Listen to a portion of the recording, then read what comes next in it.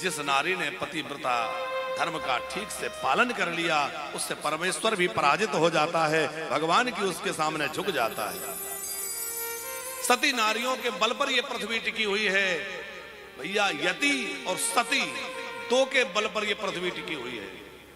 वैसे पृथ्वी के 7 स्तंभों की चर्चा महाभारत में है, पर देखा जाए सूक्ष्मता से तो यति और सती, इनका तप, पतिव्रता नारी का क्या महान कर्तव्य है। बोले वह कभी अपने पति से ऊंची आवाज में बात ना करे, हर समय मीठे शब्दों में बात करे, कभी भी अपने सौभाग्य चिन्हों को न उतारे, हर समय अपने सौभाग्य चिन्हों को धारण करके रखे। पति के सामने कभी भी बिना सजे धजे श्रृंगार किए बिना न जाए, पति के सामने जाए तो श्रृंगार करके जाए। पति खड़ा है तो खड़े होकर के आदर करे, पति के पहले ना सोए, पति के उठने से पहले जागे। ये सब बातें सब पुराण में लिखी नहीं, आप हम पर भी महिला आयोग लागू कर दो। हाँ, बड़ा चक्कर है भैया।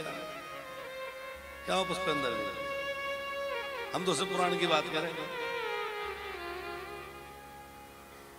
पति भोजन कर ले, उसके बाद भोजन करे, और पति का यदि प्रसाद उसको मिल जाए तो वह उसके लिए सबसे बड़ा प्रसाद है। पति का उच्चिष्ट यदि पत्नी ग्रहण करती है तो उसको दोबारा स्त्री देह में नहीं आना पड़ता।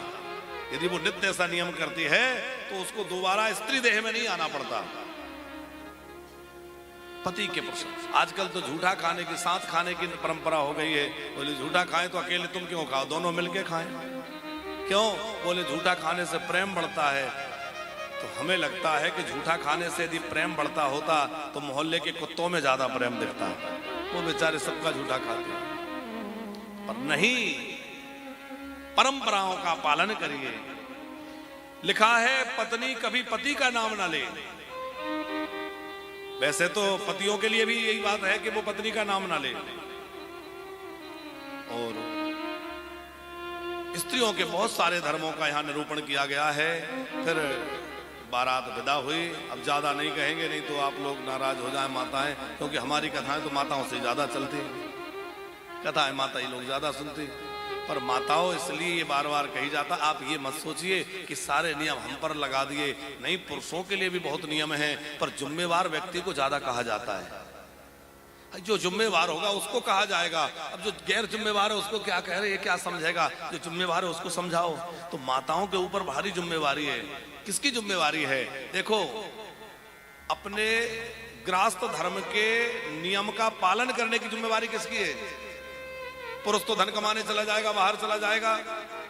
अतिथि की सेवा, अभ्यागत का सत्कार, बच्चों की देखभाल, बड़ों का आदर सत्कार, घर की साज संभाल, घर की साफ सफाई, घर की व्यवस्था, धन को ठीक से रखना, उसका सदुपयोग करना, उसको सद्विनिमय में लगाना, ये सब किसका कर्तव्य है?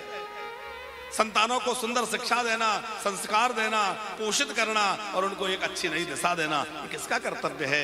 ये माताओं का कर्तव्य है। और भैया, जब से माताओं का इस काम में कम रुचि हो गई है, तब से कुछ गड़बड़ भी हो गई है। अब चूंकि वो भी बेचारी नौकरी में लगी है, सवेरे से निकल जाती है, तो नहीं कई घरों में कर पाते। हम इस बात के विरोधी नहीं है कि माताएं नौकरी ना करें, करना चाहिए। आज हमारी बेटियां चांद पर पहुंच गई, कहां कहां नहीं पहुंच गई। अभी वो तो अंतरिक्ष में रह के आई, कल्पना जी कहां कहां रह गया। वो क्या नाम था उनका? सुनीता विलियम। सुनीता जी, कल्पना जी तो पहले गई थी, वो भी बड़ा उन्होंने अपना जीवन ही समर्पित कर दिया। तो क्या कुछ नहीं कर रही।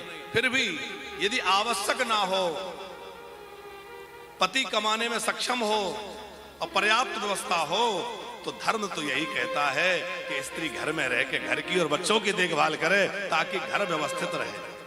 क्योंकि घर व्यवस्थित नहीं रहेगा तो धन का क्या करोगे? वो धन को कहां ले जाओगे?